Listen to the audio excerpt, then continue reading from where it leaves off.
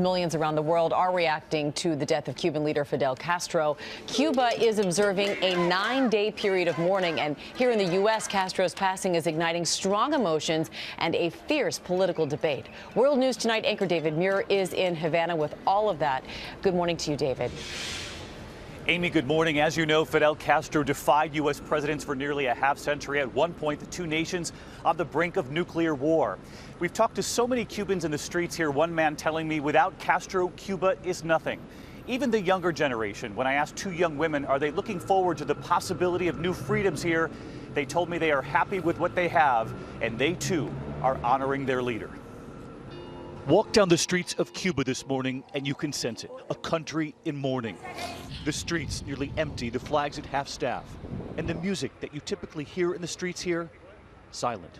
A country dealing with the loss of their longtime leader, Fidel Castro, who died late Friday night. ¿Qué piensas sobre un Cuba sin Castro?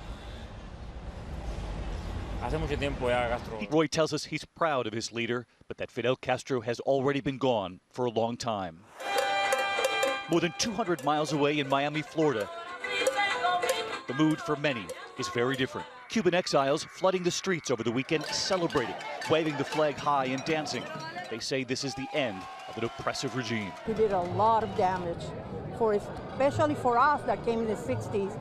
We left everything. And Fidel Castro every bit as controversial among American leaders. President Obama, who recently renewed diplomatic ties with Cuba, offering a hand of friendship, saying in a statement, "We offer condolences to Fidel Castro's family," adding that history will record and judge the enormous impact of this singular figure. But Republicans are criticizing the president for not acknowledging Castro's record of human rights abuses. Well, I hope we don't see Barack Obama and Joe Biden and Hillary Clinton and Democrats lining up to lionize a murderous tyrant and thug.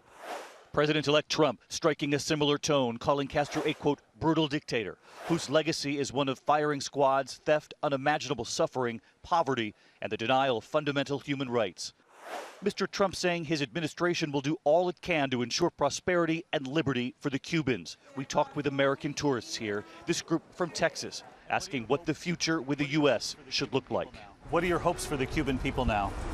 I hope that we can continue to have good relations with Cuba, because I think that's what the people have indicated to us that they want. They are expecting a mass gathering here in Havana today at La Plaza de la Revolucion, where Castro would famously address the Cuban people for hours at a time.